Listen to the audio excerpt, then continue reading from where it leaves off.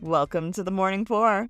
I'm your host, Kelly, and today's episode is a little extra special because I get to sit down with my friend Leiha Costa Lynn, someone I've known since middle school, which is still kind of blowing my mind. Life took us in different directions, but like so many great friendships, we found our way back to each other over the years. Thanks in part to Marco Polo and just staying curious about each other's lives. Leiha and her husband Andy were actually my first house guests of the year, and we recorded this during their visit. So this conversation feels more like friends around a table than a formal interview, which honestly is kind of my favorite. This is one of those episodes you can listen to all at once or just sip in pieces. Either way, I hope it reminds you how powerful it is to stay curious, ask good questions, and enjoy meaningful conversations and connections. So pour yourself something warm, get comfortable, and let's get into it. Welcome to the Morning Pour. Okay, so we've known each other since middle school. Yeah. Actually went to high school together, Yep. but ran in very different circles. Do you remember when you first realized, oh, wait, I actually know you? Or when we finally connected? Like, how do you have a story to this, or do you remember how that all happened? I remember in high school, you were part of the fun group, and it was always fun running into you guys. You guys are just so nice all the time. Aw. So fun and so nice. But I do remember college and career. So I'd come back from Pennsylvania. I was staying with my parents for a couple months. I transferred to UMass Lowell, and it was one of the transitional chapters of my life. I remember showing up to college and career at Calvary Chapel, Rockland, Massachusetts. Rockland, Mass. Rockland, Mass. Yeah, that's where our story's from. So many things. And I remember walking in to the Bible study group and just being like, hey, I know you. no way, I know you. So that was the first time where I was like, this is fun. We meet again. And we meet again. Yeah, you know what's crazy? When you just said that, I had the visual of that. I'm being relieved that I knew somebody else. Yes, I actually remember that. Just being like, oh my God, how are you doing? This is fun. What are you? And then I remember you being like, so like Debbie like introduced me, or no, Leah Deacon. Was it Leah Deacon? Or No. Debbie. Actually, no, I don't think either of them. It was Liz Plaka. Shut up. Not to college and career, but she introduced me to Calvary Chapel. That's awesome. Yeah. So we were down the street, and when my sister was going through that rough patch her junior year, my parents were going to that church. And so I, having moved back, got to like kind of start over. Yeah. And I'd gone to that church before, but like wasn't a part of the church. Yeah. So while I was staying with my parents, I was like, you know what, let's do this. Yeah. I just remember being like, okay, I can do this. I know some friendly Yes. faces. Yes. I can do this. I love it. Yeah. Well, it's wild how life brings people back together in unexpected seasons. College and career. Yep. In Rockland. Random Boston moments when I would come visit you. And then again during COVID through Marco Polo, which definitely deserves a shout out. Marco Polo's pretty cool. I would say the visual voicemails have been fun. Yes. Those have been fun. Um, Enjoyable. what do you think made the reconnection stick this time? Because it's been years that we've been talking on Marco Polo. And now you're at my house. I know. Super I'm cool. here to With your husband. I'm Yes. doing a puzzle. We are doing a puzzle At while we table. talk. Yes. I would say, what has made it stick? I think the interest. You ask good questions, and Thanks. you seem excited about what I'm up to. Yeah. The format of Marco Polo has been fun because I get to see your face as you're driving in Yeah. your car Yeah. to the gym and to work and stuff. So that was really fun being in the car, being like, oh, so this is where you're Marco from. Yeah. That's Now cool. seeing it. Yeah, it was Real just life. like I don't know. And now enters Andy, Leah's husband, to the room. We might hear from him during the episode since we are all doing a puzzle at my dining room table. Sure. Why do I think it is stuck this time? I think it is stuck this time as much as the other times, in that our paths have crossed, this time digitally Mm, through the wonders of Marco. right. And where we are. And I think with hindsight too, I get to see the kids in my life right now being at different points, going through transitions and reflecting on how many chapters and schools and apartments and Yeah. mailboxes, how Yeah. many mailboxes, and getting to take one or two people from those chapters with me through life, and then through the wonders of Facebook and social media, getting to reconnect. I don't know why it is stuck longer. I think it's because social media makes it easier to keep in touch with those that you want to keep in touch. Yeah. And I think the psychology of being able to see your face Yes, and communicate, the psychology of that actually makes you feel more connected. it does. I know what your face looks like when you've been cut off in traffic, True. which I feel really brings people together. Yeah. Yeah. Okay. Do you think, though, we become more open to reconnection as we get older, or do you think timing just finally lined up? I think it's timing. I really do. There are people that I see now that have different goals. And they just want for different things, and we don't necessarily mesh. Where, what is it, a reason, a season, or a lifetime? That's what friendships are, and you don't really know the lifetimes until the end. So we met for multiple reasons, and in the season we get to hang out. Yeah. We don't really know the lifetime until the end. Yeah. So one of us reaches the end. Yeah. So yeah, until then, yeah.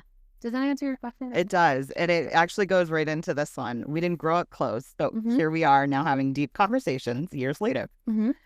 What do you think makes adult friendships different from the ones we form earlier in life? Oh, the complexity. Oh, yeah. Yeah. I like that. So when you're a kid, you just, this is before cell phones. I'm talking to Yeah, true. I know. We got to do stupid things and it wasn't documented. And we were talking about that earlier. I remember how some people laugh, and just because I witnessed it often, not because it's been recorded. Yeah. I can hear their laughs now. Yeah, adult friendships are slightly more complicated just because we all have baggage, and some of us can put that down and some of us can't. And where we want to go and what we want to do, I think the complexity of adult relationships is even more fun. The simplicity of childhood, though, is something to reminisce. Yeah, I agree with that. Yeah. For sure. Is there something that you've learned about yourself through friendships in adulthood that surprises you? Oh, I did not do well in a couple of them. As all of us. Right? You learn things when, I am haunted by the ones that I sucked at. Yeah. What have I learned? I've learned more about myself in the ones that didn't work out, and how to make living amends in the ones that do. Okay. Does that make sense? Yeah. Okay. Yeah, because you're giving more grace to the ones that actually are working out because you recognize how things could have gone very differently. Right? Yeah, and just how fragile it is. Yeah. Yeah. For sure. Relationships are so tenuous at best. Tenuous at best. Yeah. That's a big word. I don't think I would have used that, but okay. Yeah, we're human beings, and we you disagree? Do you disagree? If it's a real relationship, it's not. Oh, look at you. Look at Andy coming in with the drop in the heat right there. All right. He's going to give those little nuggets as we go along. Here we go. With a truth bomb. Yeah, I think it's tricky because we're humans, and we are good at being human beings, and we let each other down all the time. And a lot of it is in that space in between the challenges that really defines a relationship, I think. Yeah. So we're gonna shift a little bit. Okay, cool. Here we go. Okay. You're an engineer. I am. Which feels very logical, structured. Yeah. And then you spent time in the Peace Corps. I did. In Tanzania. I did. Which feels like the opposite energy completely. Yeah. How do those two worlds coexist in you? Right? Simply. Okay. It would be rain gutters. I don't know. Stop, what? Yeah, rain gutters. So I live. Oh, I remember. Okay. Yes. Yeah. Sorry, I just talked with that. I was like, what?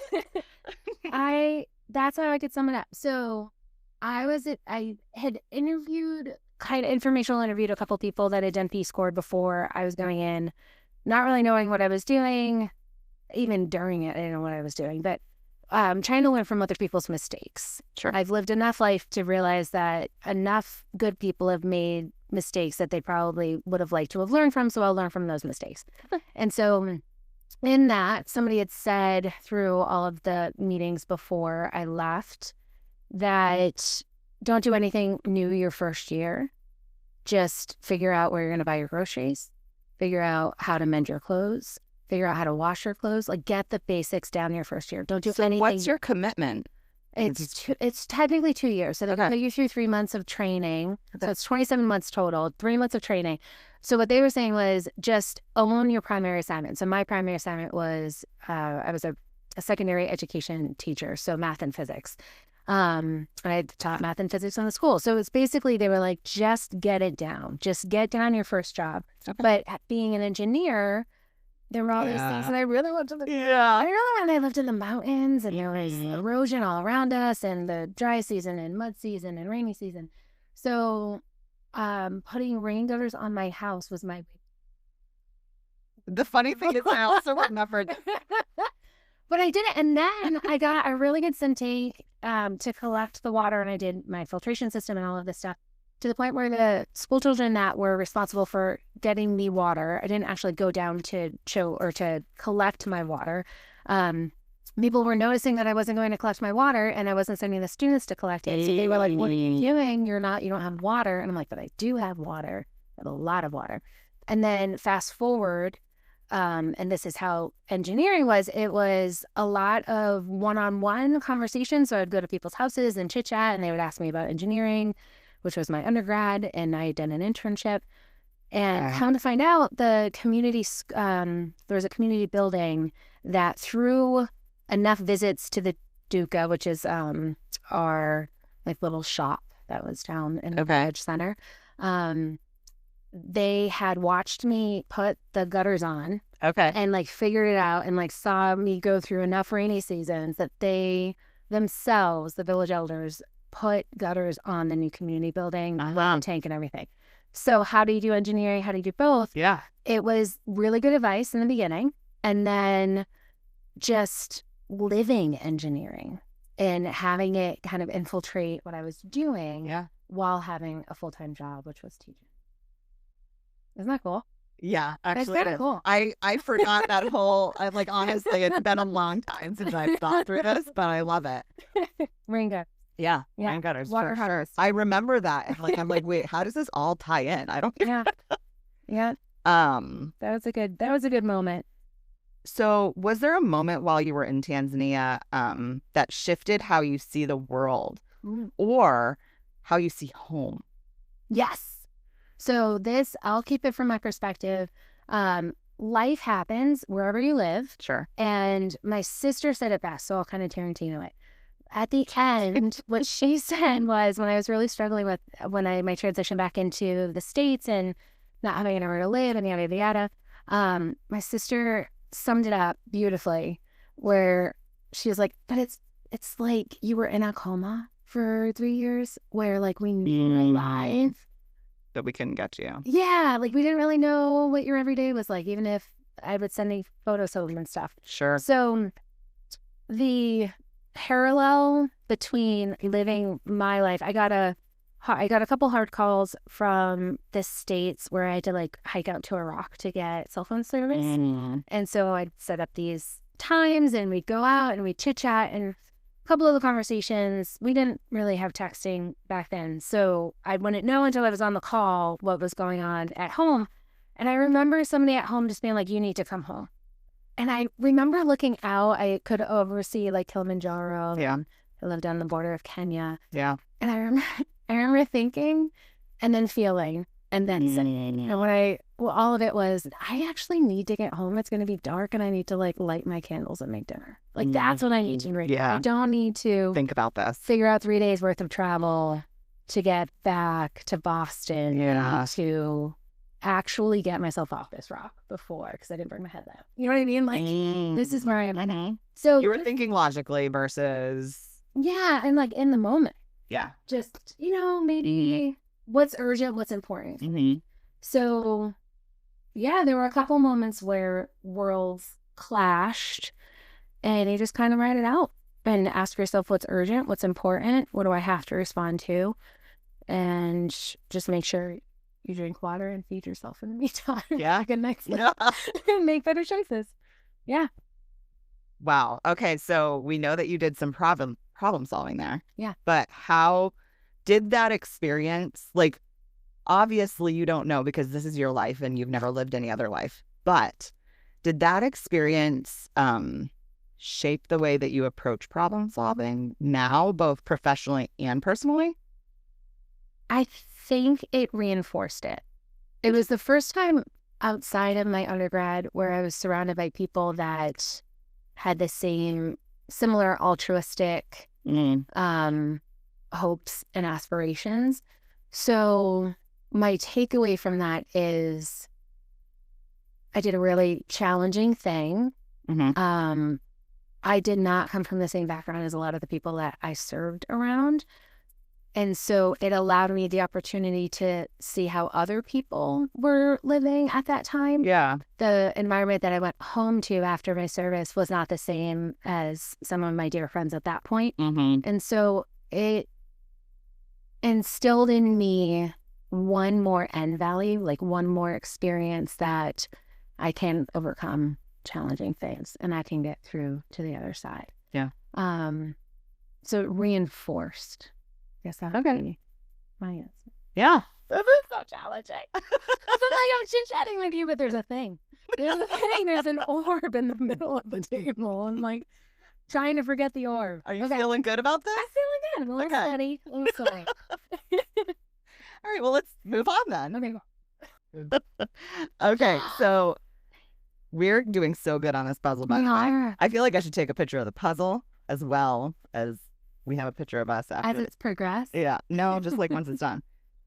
Okay, so Leiha just recently got a seat in the council. Like, how do you even say it? I don't even know. I'm an elected official. She's an elected official. On the ballot. I love that. Oh, spelled correct. Which is such a big deal. Yes, spelled correctly. Also, that is one thing. You'll have to check out the spelling on this episode, actually.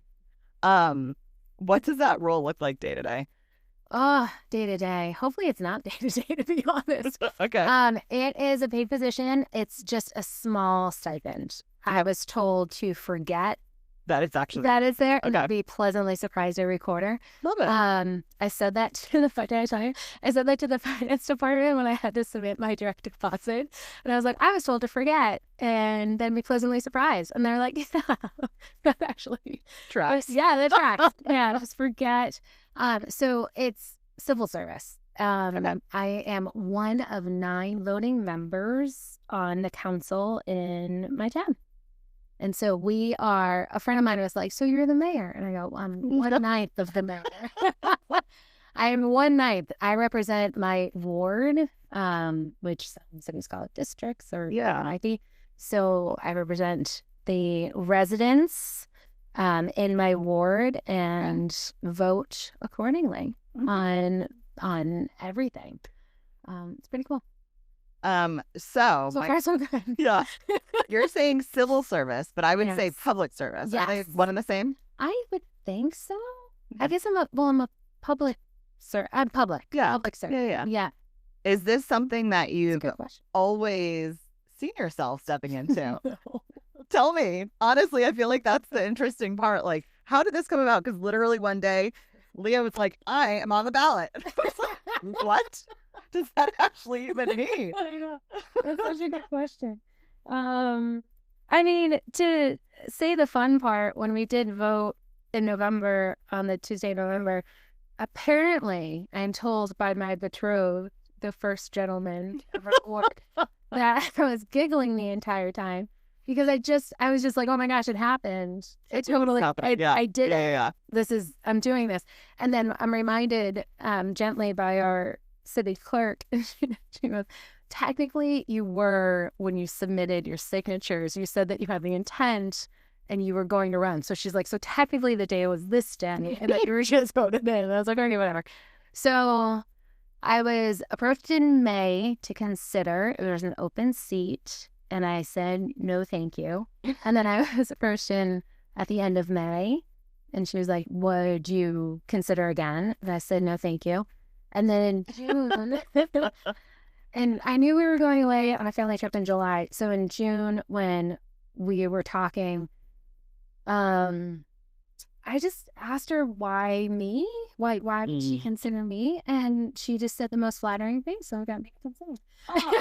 That's sweet. Yeah, and it's cool. It was basically kind of like what I did with Peace Corps, which was just show up and ask questions and participate. Sure. The first year, and learn the lay of the land and who does what and why, who's not doing what and why.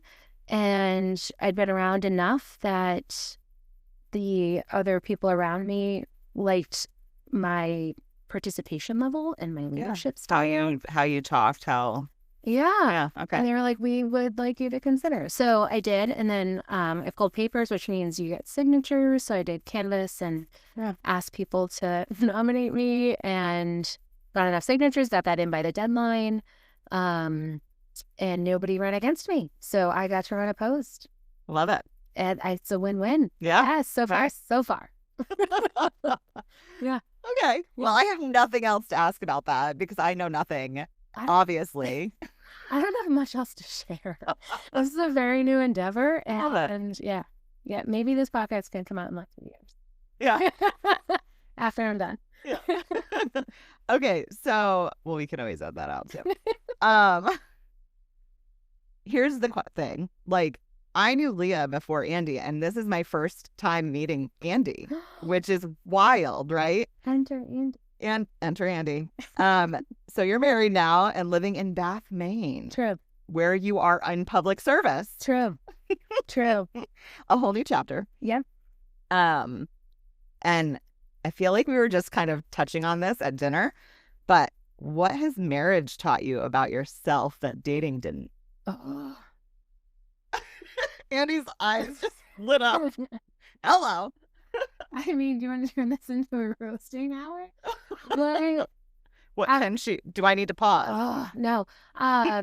My exasperated sighs are more about how much I have learned. Okay. I thought I was flexible. Oh. I thought I knew how to compromise. I thought I knew how to take a group consensus.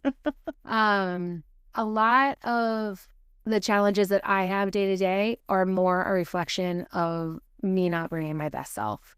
So there's an acronym, HALT, where ask yourself, are you hungry, angry, lonely, tired? Oh my gosh, so true. Oh, I know. So, but what sucks, is this PG? What friggin' sucks is, there are times when your best buddy knows that acronym and will use that acronym and they'll be like, I'm sorry, do you need to halt? Do we need to take a nap? Yeah. I hope my future person asks me if I need to take a nap or if I need a snack. Can I get you a snack? I don't love the version of me that comes out when we're in the car and I'm tired and he knows I'm tired and he reaches over to like put my seat back. Oh, It's not pretty. It is not pretty. It's not pretty. I do not go down willingly. Well, most toddlers don't either. That's just it. I think it's like he's trying to put my inner child to sleep. It's like, this needs to be over. I have to just stop this right now. So that's funny. Yeah, a lot of the challenges that I have and that I'm aware of in my relationship right now are me needing to do more reflection on myself and just leave the room. Okay. Yeah. Learning how to leave the room before I need to leave the room. Yeah. Yeah. And just pardoning yourself. Pardoning? Pardoning. Yeah. I like that. Like a turkey, like a Thanksgiving turkey. Not what I meant. Okay. I wish I could have a camera on Andy's face right now this entire time. This is why I don't have a camera. My face speaks a lot of things.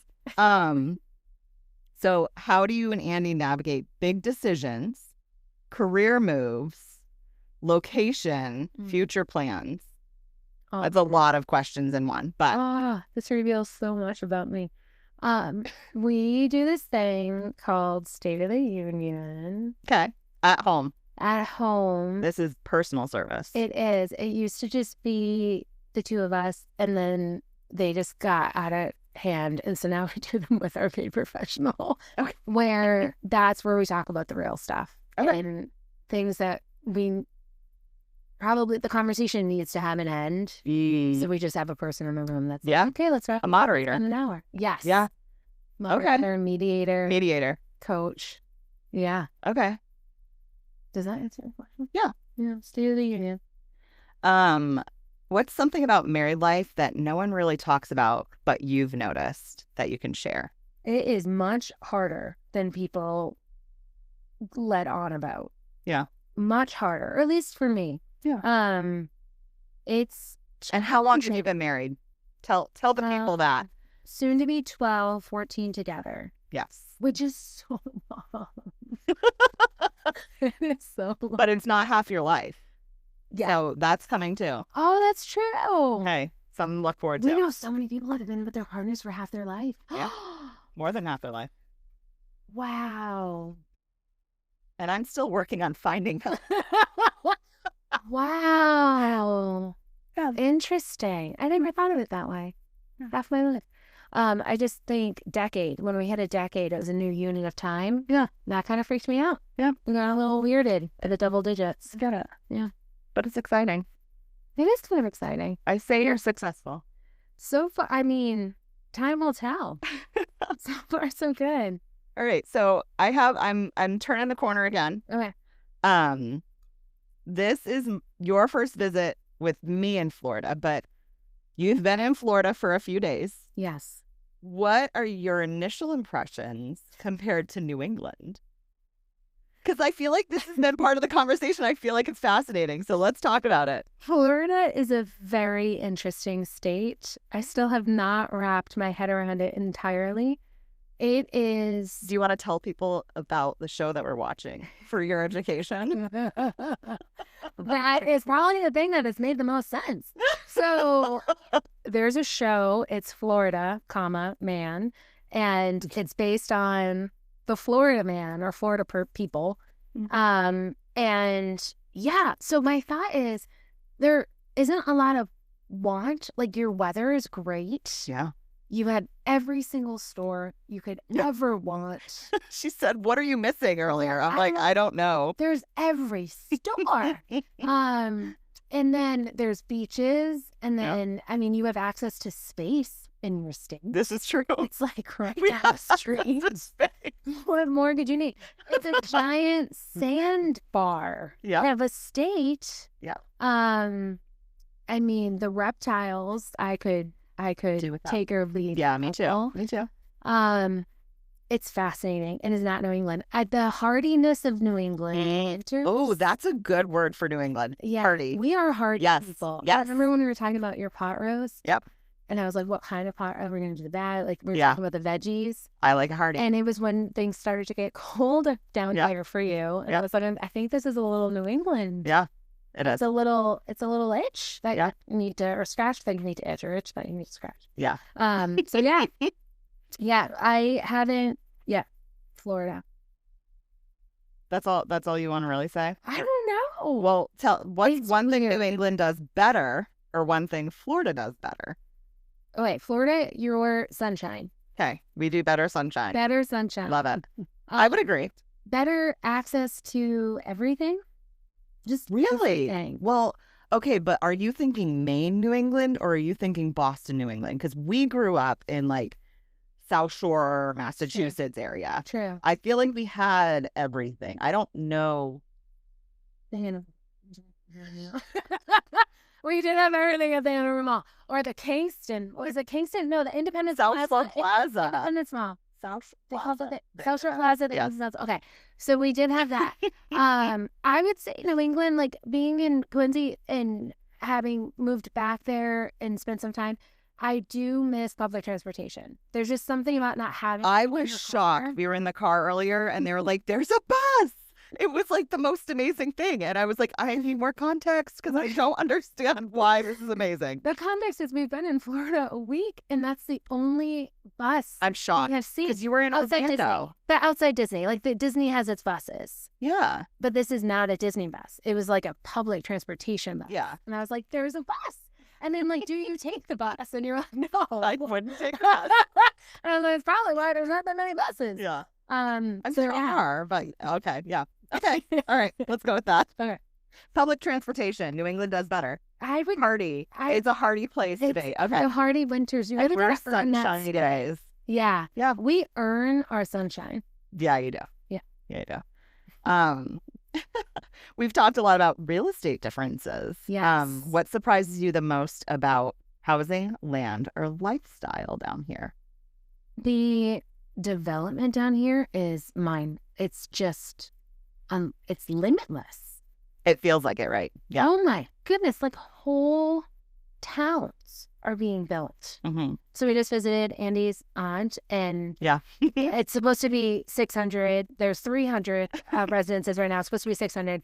But then she just like dropped that there's like a 10,000 unit development There's so many nearby. acres. It's that we're talking about Yulee, Florida, which is wildlight development, and yeah, What does that they're look just like? starting.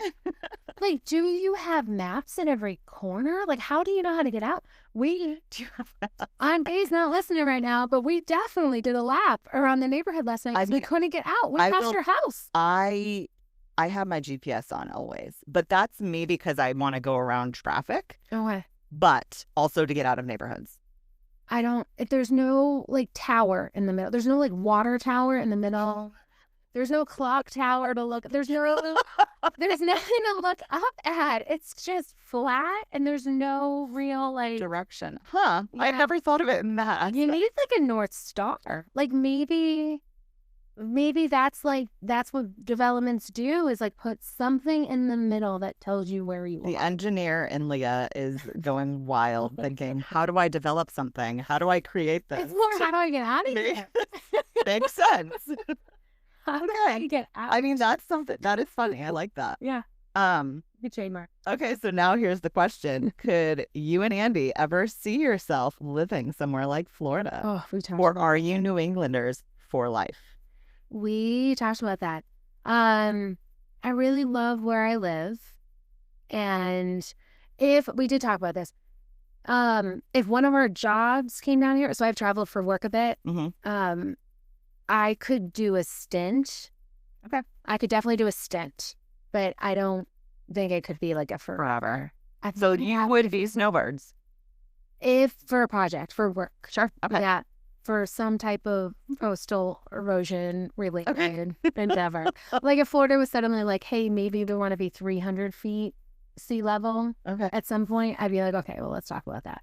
And I would consider moving there. It's Interesting. so flat. You're right, but I don't know that we could be 300 feet I above don't sea think level. it's a lot. My house is 30. So can you imagine It's how much just more you're making? How higher? balls. Yeah, that's a lot. That's Okay. a lot. That's a lot. Okay. Feel free to edit that one down. Oh. It was a lot of thinking. Looking back from high school to now, what version of yourself are you most proud of becoming? Oh, she liked this one. I do. Andy doesn't, but That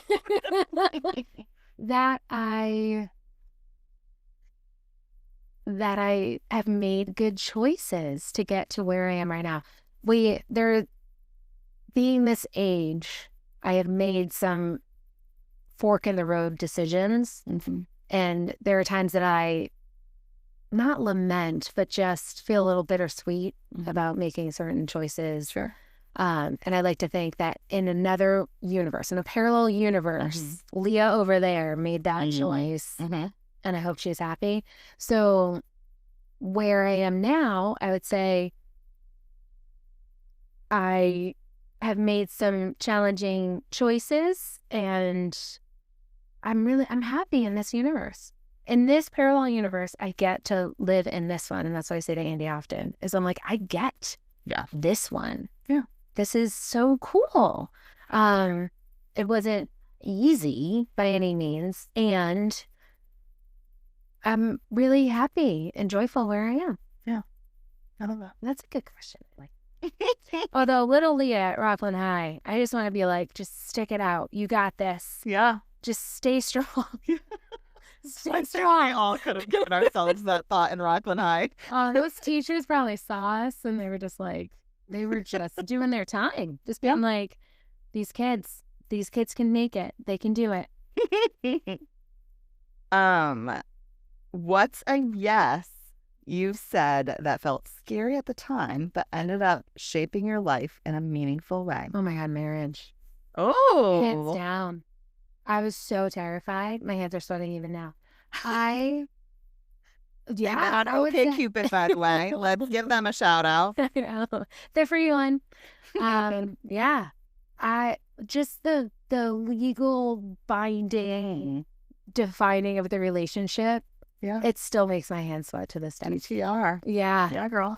What is DTR? Define the relationship. Is that a thing? That's a thing, girl. Do you text it? How do you say that? Do you just say No, I DTR? think it's a context thing. Okay. I mean, I don't like... Is it like IRL in real life? Okay. I mean... Did you know this? No. Okay. Educate me. I mean, we'll talk That's about a that whole later. new vocabulary. Define the relationship. I would say that was 6 months in where I was just like, either you want to give this a shot or you don't. And he was like, I want to give it a shot. And I was like, okay, I guess sure, let's give it a shot. But yeah, marriage hands down. Because I've lived in other countries and I've learned other languages and I've done some cool things. I've had some really fun jobs, but the betrothed. Yeah, that's the pinnacle of the hardest, most challenging things I've ever done. Terrifying. But it's still growing you. We've already talked about that, how you're still developing and how you're still growing in this big decision. I'd say on a daily basis, I don't think I'm doing a great job. Yeah, that's what's challenging about it. Strive for the better. Right? Yeah. I don't know. Huh. Nothing's perfect. I know. I'll let you know when I figure it out. Nothing's perfect. Okay. How do you discern when it's a time to stay planted versus when it's time to move or pivot? Oh my gosh. I remember when we reconnected, this was one of the biggest conversations that we had. So I don't know. It's a gut feeling for me. It's definitely a higher power thing where if I'm struggling to make a decision, I take a step back and ask myself, what is it? Is it a fear? Do I have lack of facts? Do I feel like I'm being influenced or pressured in some way? So the staying rooted part, I asked myself that question when I extended my service in Peace Corps. Why am I doing this? And you have to like fill out a lot of stuff to say why you're doing it. So that was one of the first like formal times I had to like write it out where I wasn't done. I didn't think that I was done with what I was doing. And Peace Corps agreed and let me stay. So I'm not quite sure. It goes with a gut feeling. And then there's usually a calmness when I make a good choice or like when I'm making a choice. That's like when Ian and I got married, I didn't want a big wedding. And so even the small surprise elopement that we did was nearly too much for me. And so but that just reinforced that I made a good choice because is that what I didn't do the big thing. He was more leaning toward, I can speak for you, the bigger thing. But then I had done enough events where I was like, how many people? Yeah. This is what a plate costs. How much this is going to be? Yeah. And he was like, better man. I was like, I'm just doing a big party in a year. And he's like, I like that. Yeah. So I definitely wanted the courthouse in jeans and a t-shirt. Hands down. Jeans and a t-shirt. Yep. I mean, I like the casual thought, but okay. Yeah. So when we got our marriage, when we applied for a marriage certificate, you had to like take an oath and everything and be like, I'm this person, and I totally sobbed. And I was like, I am Marco Costa, and this is my intention. I'm doing this of my free will. Are you sure, sweetheart? Yeah. I cried. There was a couple there that was picking up their license and got and eloped. And as we were leaving, I was like, yeah. But we chose something that was somewhat in the middle and met the needs and wants of our immediate family. Yeah. But even then, it was, I'm so glad we're doing this and not like a huge thing, you know? Yeah. So there's a stillness, there's a calmness when you're making a good choice. And if you don't have it, I say just sit. So that's like the whole sit and wait versus move. What was it? How did you put it? The sit. It was how to stay planted versus when it's time to move or pivot. Yeah. Yeah. I think you just know when you know. Yeah. Yeah. A lot of prayer and meditation. Okay. Yeah. Okay, let's go to a fun topic. What more than engineering and marriage? Well, yeah, you're right. Let's go to another fun topic. This is like the longest Marco we've ever done. Right. This is fun. Okay, we have to talk about this because casually learning to fly a plane feels like a pretty bold life choice. What first sparked the idea of getting your private pilot's license? That was like the 20th step. I would say February. I had wanted to do this for a while. It's expensive and it takes a lot of time. And in November of 2024, my boss got approached about doing a certain type of project. Our funding was changing where I was working. And so the writing was on the wall that likely my job as I knew it would probably change at the end of May. And so I signed on for this project, told her I would do it, crushed it. We did a very good job. Definitely showed up for it. In that time, there was like this voice in the back of my head of now is the time to do, now I have time. We have savings. I have time to do something on my next chapter. What do I want to do? Okay. And just like with the Appalachian Trail, that's when I quit my job to hike the Appalachian Trail, which led to all the through hiking. This was what's the crazy? You know what I mean? Like, what? So what does 80-year-old Leah want to do? And that was it. It was like, what is 80-year-old the story of 80-year-old Leah? Yeah, what does 80-year-old Leah want 40-year-old Leah to do right now? And it was climb in and out of a plane and figure this out. So Andy got me a Discovery flight as a gift, which is your first hour of flying for free. Not for free, he paid for it, but it's like a flat rate. And then from there, just bit the bullet and withdrew from savings and tried to crank it out, but learned a lot. Like I have a lot of old fears that were keeping me from moving on in different ways. And I did not learn that about myself until there were moments when my instructor was like, you're good, you can do this thing. And I was like, I can't do this thing. And he's like, you can actually do this thing. You've been doing this thing.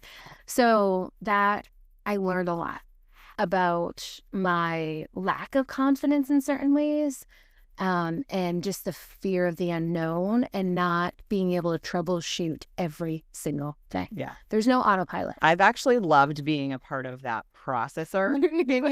Marco Polo, honestly, I've loved hearing you process on your way to your flight lessons because you had to talk through it. And I hope that helps you. Yeah. It's fascinating to me because I'm like, come on, girl, you got that.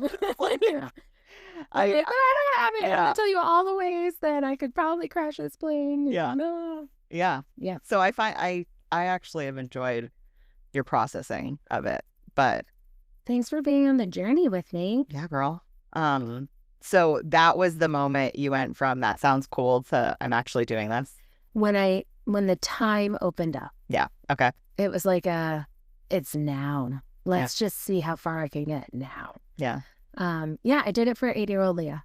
Do you want Excuse to me. tell us what part of flying has been the most intimidating so far? Oh, the solos. The most intimidating. I was just talking to a friend who has her private pilot's license, working on her instrument rating, which is after that. And we were joking about how I'll think that I'm having a good flight day, and then my instructor will give me like really constructive feedback. And then I'll feel another day that I just did horribly. And he'll be like, that was a great day. You're cleared. And I'm like, it doesn't make sense. So it all usually revolves around how focused I am and how on it and tuned in Yeah. I am. That's been the most challenging thing is that the solo time is really intimidating. Yeah. But it's good. I wonder though, is this like the engineer mind meeting the sky? And like as an engineer, does Right? understanding how things work make you feel like flying more comfortable or more terrifying? Terrifying. Absolutely terrifying. So yeah. Knowing how many things can go wrong is so overwhelming. And for me, it'd probably be completely different because I have no idea. I'm like, this is fun. yeah. Whereas I'm like, I don't know. That flap didn't click. I mean, does that mean it's not going to work at this point? Like, there's just so much troubleshooting constantly that, and knowing too, I don't know what is going to be the most challenging thing that day. And will my reaction time be as clear and efficient as I need it to be in my response? Does that make sense? Yeah. So, oh no, I thought of all the ways, I think. I feel like, my next question was, has flying changed how you see risk, control, and perspective? There's another pilot friend that we joke about how we've taken pilot jargon into our relationships. And to answer that question, I recite the steps for Mayday if there's like, it could either be hijacking comms or general emergency. And I know them in my heart to the point where I'm like, I wonder if in the moment I die, if like this is going to come back. And I'm just going to say it over and over and over again. Yeah, it's ingrained in my head in a good way. It helps your reflexes, I think. Hopefully, Okay. it helps my response time. Okay. Yeah, we'll find out. And then let's give a little encouragement here. I'm so hot in there. I'm talking about all the things. It's the light.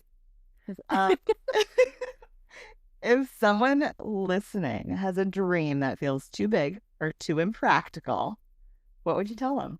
The best advice. How do you eat an elephant? One bite at a time. Hey. That's it. All right. Just show up and do the next thing, and don't try not to trip over what the 27th step could look like. Stay focused on the step that you're on right now. Yeah. You want to say that a little louder? Okay. So what I'm told by my personal assistant is don't let perfect be the enemy of good. Yeah. I like it. I like it too. Do you think we give ourselves fewer permissions to try new things as we get older? And how did you push past that? It is tricky. I don't know. It's one of those things where it depends on your mindset, and it depends on, for me, I'll speak for myself. I know what I've gotten through, and there's times that I look back, and in the words of It's Florida Man, episode 1, if he could survive all of that, think of what everybody else could survive. I should probably know his name and like credit him. That I think as we get older, we have an understanding of what would be lost. There's a naivety when we're younger that just seems limitless. You don't really understand what that could cost you because you don't have that boundary in your head.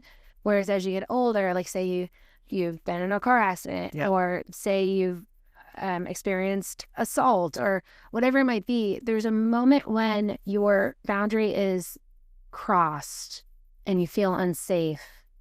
And then it's what you do in reaction or response to that. Does that make sense? Where it can be something that you allow to limit you, or it can be something that you hear and you listen to and you take advice from. And it grows you. And it helps you evolve into a better version of yourself. Yeah. Does that make sense? Yeah. I feel like a version of the fire now. One word that describes how it feels to be in the air. Light. Yeah. Light, both in weight and brightness. Okay. It's just so bright. Yeah.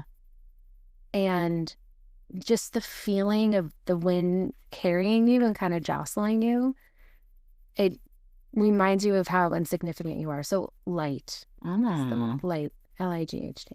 Yeah. Okay. Last one. You ready? No, I don't want this to be over. Okay. Then Andy's next. What's something you're currently learning, unlearning, or becoming curious about? Ooh. This is a good one. Learning, unlearning, becoming curious about. So, unlearning, I just graduated. I don't know if that's the word. I finished a run of EMDR. So yeah, so eye movement desensitization reprocessing. It worked for me. It worked so interesting. Yeah, so interesting. Yeah. The unlearning is those moments that I got stuck in the past that kind of dictated how I reacted and responded in the present. Yeah, unlearning that and kind of reprocessing it. So what was I telling myself about that then? What is it? Is it positive? Oh my gosh, I can hear her saying it right now. Positive cognition. I want to say cognition, where what can I tell myself now through that? So the unlearning of those negative thoughts, those negative cognitions. Learning, I am wondering, I hope that future Leah can listen to this and be like, you did it.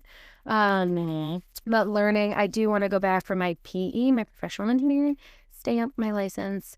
So that would be something it's going to take a lot of effort and it's going to be challenging. And I hope I stick it out and really get it done. And what was the other thing? So learning, unlearning, challenging. And becoming curious about. Oh, curious about. I'm trying to stay curious and grow in my curiosity about humanity in general and the socioeconomic differences in my family and friend structures. So where are people coming from? Where do they want to go? How best to support people in my relationships? I don't want to lose that ability to have a conversation with somebody who is different from me in any way. And I so appreciate that about you. I will say I love you, and I appreciate the fact that we can have conversations and we can disagree, but also still love each other and be friends. And I feel like that's such a good quality that you hold. Thank you. And you have the ability to remember when I don't remember. The book, I never thought of it that way, but could give a plug. That was so much fun. Yeah. Reading that book and then asking you to read it so I could better understand where you're coming from and have vocabulary to talk to each other on a neutral platform. And we don't have to agree at the end. We don't have to vote the same way. We don't have to practice the same way. To also love each other where we are. Yeah. Is that fun? It is. So I don't want to lose that. I want to stay curious about it. Yeah, absolutely should. Well, I thank you. Thanks for joining us. I feel like you're very fun to learn new things about. Do you have anything last to say, Andy? Any last words? No, that's great. Did you learn anything new? I've heard all these things from you before. Yeah. Okay. Yeah, I know. That's fun. You talk in your sleep. Apparently. Well, thanks again, and we'll see you guys soon. Thanks, Kelly. Bye. All right, friends, that's today's pour. Huge thanks to Leah and Andy for joining me and for sharing a little slice of their story, their curiosity, and their journey. Conversations like this are exactly why I love this space. Real people, real paths, and the reminder that staying curious opens doors we never expected. If you enjoyed this episode, I'd love to hear from you. Send me a message, leave a review, or let me know you'd like more conversations like this with people from my world. Because trust me, there are more good stories where this one came from. Until next time, keep asking good questions, keep showing up curious, and I'll see you back here at The Morning Pour.